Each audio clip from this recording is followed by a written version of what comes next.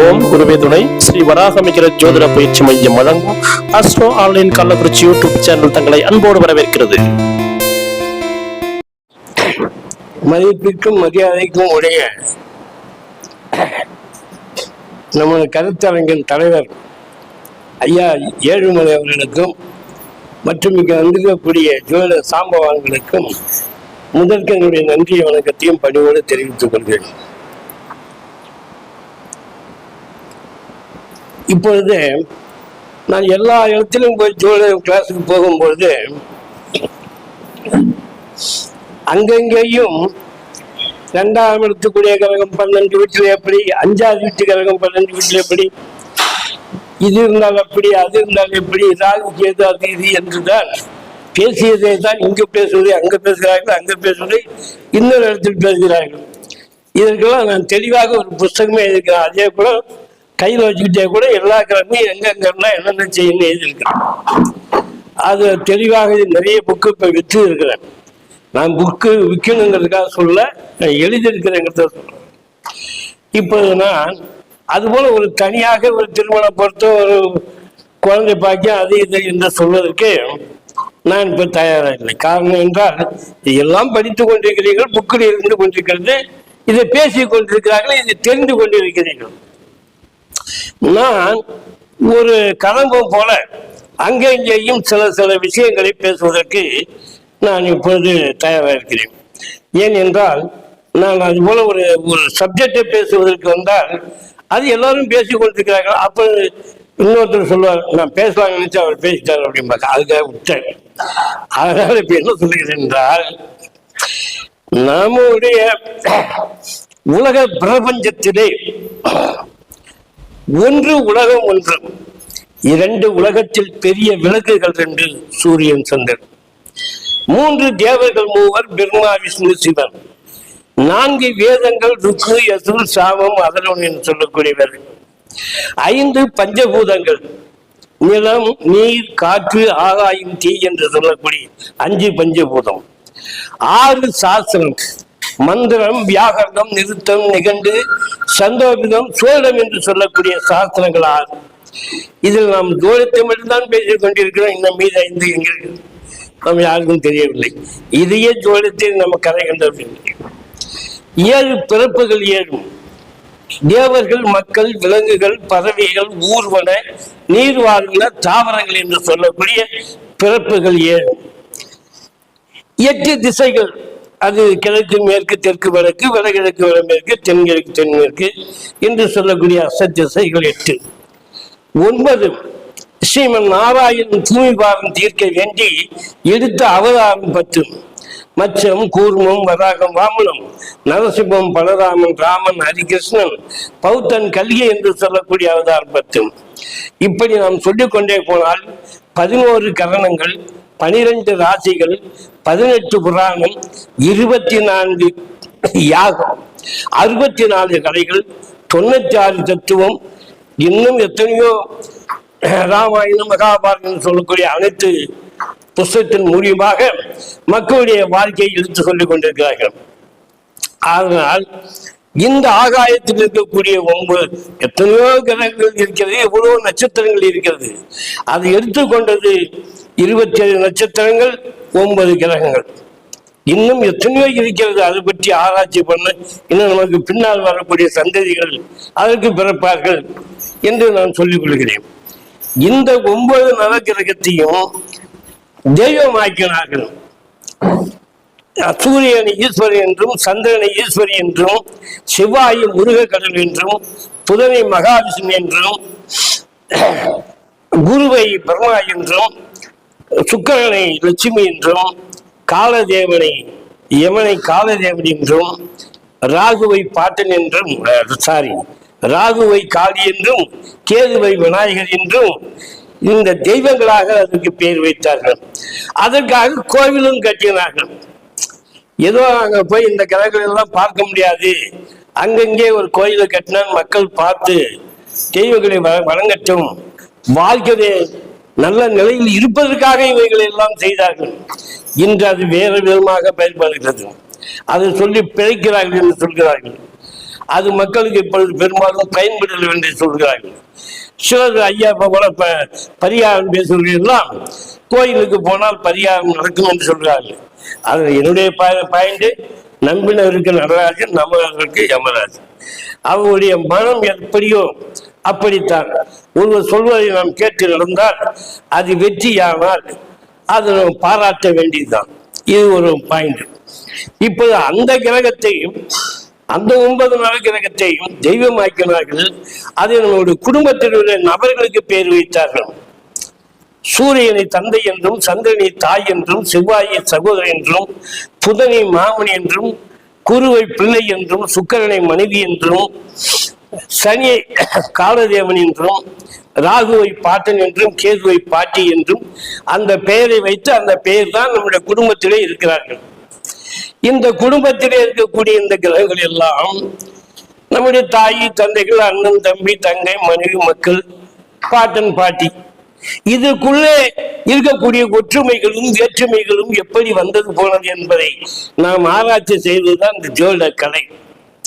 இந்த ஜோதிட கலையை தான் எப்படி எப்படியெல்லாம் இருந்தால் யார் எப்படி எப்படி இருப்பார்கள் என்று நாம் பேசிக் கொண்டிருக்கிறோம். அதிலேயும் இந்த 9 நவகிரகத்தையும் 12 ராசிகளுக்குள்ளே அழைக்கிறார்கள். அதில் சூரியனுக்கு ஒரு வீடு, சந்திரனுக்கு ஒரு வீடு, புதனுக்கு 2 வீடு, சுக்கிரனுக்கு 2 வீடு, செவ்வாய்க்கு 2 வீடு, குரு பகவானுக்கு 2 வீடு, சனி பகவானுக்கு 2 வீடு. ராகு கேதுகள் எந்த பிறக்கும் போது எந்த இடத்தில் பிறக்கிறார்களோ அதுதான் அவர்களுடைய செயல்பாடுகளாக இருக்கும். அவர்களுக்கு சொந்த வீடு இல்லை. இப்படி அங்கெங்கே இருந்து கொண்டு காலபுருஷன் தத்துவப்படி மேச ராசியிலே இருந்து லக்னம் உயிர் என்றும், கல்வி என்றும், சகோதரன் என்றும், தாய் என்றும், இப்படி 12 பேர்களை வரிசையாக வைத்துக் கொண்டு அது நம்முடைய குடும்பத்திலே ஆராய்ச்சி செய்கிறோம், நன்மை தீமையை தெரிந்து கொள்கிறோம். இதுதான் இப்ப நம் ஜோதிடத்திலே முக்கியமாக நாம் கையாண்டு கொண்டிருக்கிறோம். நான் சொல்வது என்னவென்றால், ஒரு வயதோட்டம், நான் சின்ன பிள்ளையாக இருக்கும் பொழுது இது எந்த புக்கிலும் இல்லை, என்னுடைய சொந்த கற்பனையாக சொல்கிறேன். என்னவென்று சொன்னால், நான் 5ஆம் வகுப்பு படிக்கும் பொழுது, சின்ன பிள்ளையாக இருக்கும் பொழுது மக்கள் எல்லாம் வேலை செய்தால் அந்த வேலைக்கு கூலி, கல்லை வெட்டினால் கல்லை, நெல் அறுத்தால் நெல், கம்பு அறுத்தால் கம்பு என்ற தானியங்களைத்தான் கூலியாக பெற்றுக் கொண்டு வந்தார்கள். அப்பொழுது என்னுடைய ஆராய்ச்சிப்படி சுக்கிரன் தான் தானியத்திற்கு அதிபதி. அப்ப அந்த காலம் ஒரு 20 ஆண்டு காலம் வைத்துக் கொள்வோம் சுக்கிர திசை. அதிலே இவர்கள் எல்லாம் வேலை செய்வதற்கு அங்க காற்றிலே விளையக்கூடிய பொருள்களைத்தான் கூலியாக பெற்று வந்து நாம் பயன்படுத்தினோம். அதுக்கும் பிறகு கொஞ்ச காலம் கழித்து நாணயங்கள் வெளிவந்தது. மொத்த நாணயங்கள், இந்த தம்படி பைசா என்ற நாணயங்கள் வெளிவந்தது. அப்போது அந்த காலம் யாருக்கு அது அதிகாரம்? குரு பகவானுக்கு அதிகாரம். அவர் தான் நாணயத்துகள். அது கொஞ்ச காலம் மொத்த ரூபாய், பணம், காசு, துட்டு இப்படி ஓடிக்கொண்டிருந்தது. அதுக்கும் பிறகு பாருங்கள், இதெல்லாம் என்னுடைய வழிதோட்டத்தை வைத்து சொல்கிறேன். அடுத்தது புதனுடைய பகவானுடைய ஆதிக்கம் வரும்போது ரூபாய் காகிதமாக மாறிவிட்டது. 100 ரூபாய், 50 ரூபாய் இப்படி என்று நோட்டு காகிதமாக இருந்தது. அப்போது யாருக்கு அதிபதி? அவன் புதனுக்கு அதிபதி. அந்த புதன் பகவான் தான் காகிதம். அந்த காகிதமே நாணயமாக வந்துவிட்டது. இப்போது என்ன நடக்கிறது தெரியுங்களா? அந்த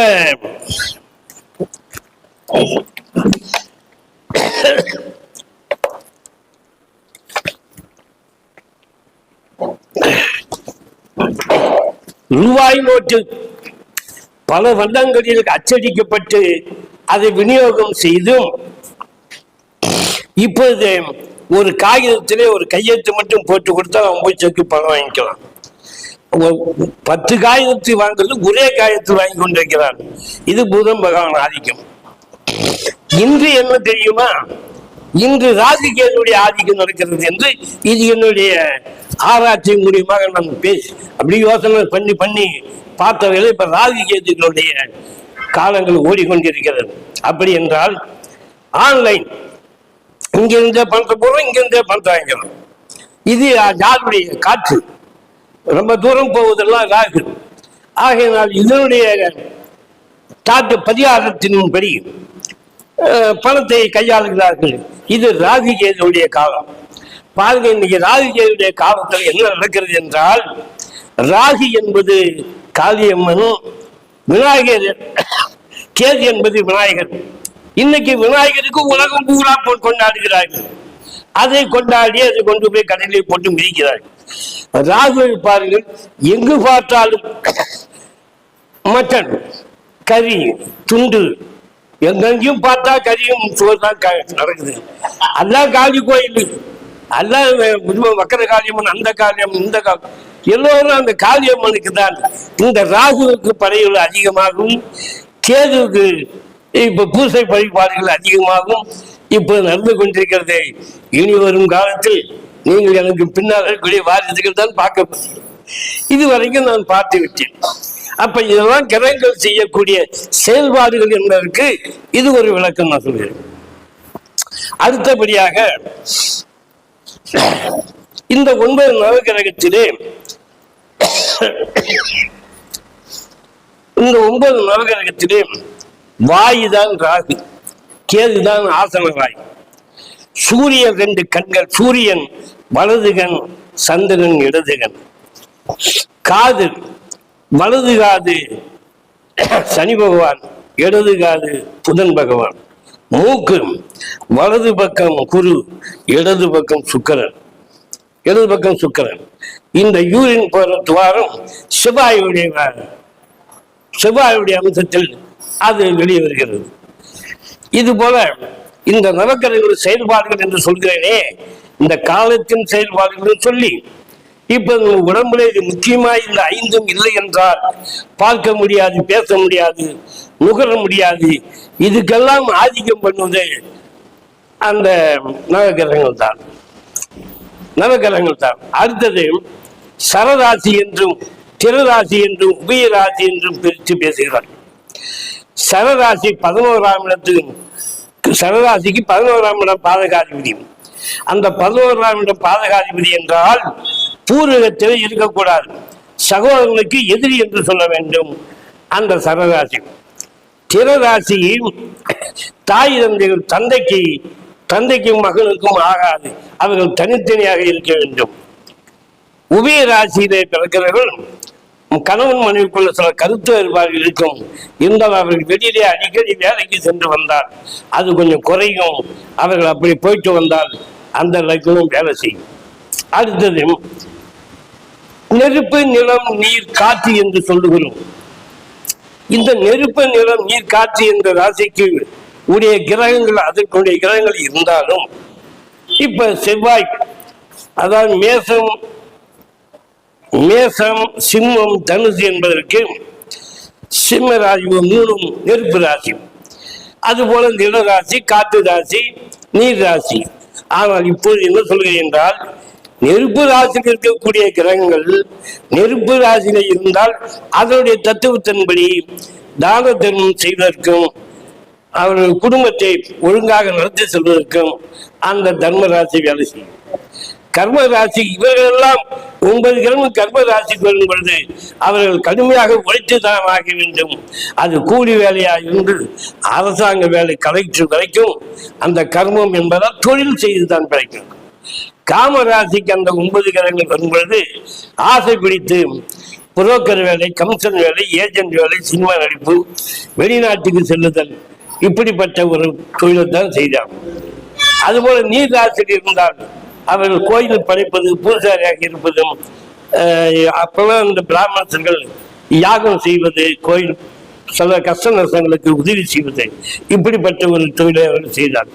ஆக இந்த 9 கிரகமே இங்க நெருப்பு ராசி வந்தால் அந்த தத்துவத்தின்படியும், நிலராசிக்கு வந்தால் அந்த தத்துவத்தின்படியும், காற்று ராசிக்கு வந்தால் அந்த தத்துவத்தின்படியும், நீர் ராசிக்கு வந்தால் அந்த தத்துவத்தின்படியும் தான் இந்த 9 கிரகங்களும் அங்கங்கே போய் அந்தந்த வேலையை செய்கிறது. இது இந்த மாதிரி இந்த சரந்திர உபயம் என்றும் நெருப்பு, நிலம், நீர், காற்று, ஆகாயம் என்று சொல்லக்கூடிய 5 பஞ்சபூதங்கள் வாயிலாகவும் மக்களுக்கு நன்மை செய்து கொண்டிருக்கிறார்கள். இதிலே நான் இதையே இன்னும் நிறைய விரிவுபடுத்தி போனால் திரிகோணம் என்றும் கேந்திரம் என்றும் அது இருக்கக்கூடிய கிரகங்கள் என்ன செய்வார்கள் என்று சொன்னால் பாடம் போய் கொண்டிருக்கும். இதை விட நான் அஷ்டவர்க்கம் என்ற ஒரு கணிதத்தை நான் தெளிவாக படித்துக் கொண்டேன். இந்த அஷ்டவர்க்கம் ஒன்று ஒன்றும் நீங்கள் தெளிவாக படித்துக் கொண்டால் இத்தனை மெத்தடுகள் தேவையில்லை. அந்த கணிதத்தை வைத்து இந்த லக்னத்தில் இத்தனை நம்பர் இருந்தால் வாழ்க்கை அவன் நல்லா இருப்பான், மனைவி நல்லா இருக்கும், பிள்ளைகள் நல்லா இருக்குன்னு அந்த எண்களை வைத்தே சொல்லலாம். அதுக்கு திசையும் சொல்லலாம். அதற்கு இளமைகள் எப்படி இருப்பான், வாலிபத்தில் எப்படி, வயசான எப்படி இருப்பான்னு சொல்லலாம். அது என்னட்ட வரும்போது இப்ப அந்த கணக்கை இந்த கம்ப்யூட்டர்ல இதுலயே இருக்குது. இதை போட்டு விட்டு இந்த திசையில் பொண்ணு கட்டுங்க, இந்த திசையில் வாசப்படி வைங்க, இந்த திசைக்கு பொழைக்க போங்க அப்படி என்று சொல்லி இந்த அஷ்டவர்க்க கணிதத்திலே எல்லா சட்டங்களையும் நான் பேசிக் கொண்டிருக்கிறேன். ஆகையினால் நான் இப்பொழுது ஒரு தனிப்பட்ட ஒரு பாடத்தை எடுத்து பேசுவதற்கும் நான் தயார். ஆனால் அதையே எல்லாரும் பேசிக் கொண்டே இருக்கிறார்கள் என்பதால் அவைகள் நான் விட்டுவிட்டேன். ஏதோ என்னுடைய சிறிய நேரத்தை ஒரு சில ஒரு பாயிண்டுகளாலே உங்களுக்கு என்னுடைய கருத்தை தெரிவித்துக் கொள்கிறேன். மீண்டும் வரும்பொழுது ஒரு தனிப்பட்ட இந்த திருமணமா அல்ல பிள்ளையா நீங்க கேள்வி கேட்டால் அப்பொழுதே பதில் சொல்லக்கூடிய அளவுக்கு நான் அந்த சப்ஜெக்டை நடத்த முடியும் என்பதை தாழ்மையுடன் தெரிவித்துக் கொண்டு இத்துடன் என்னுடைய சிற்றுரை முடித்துக் கொள்கிறேன். அனைவருக்கும் நன்றி, வணக்கம்.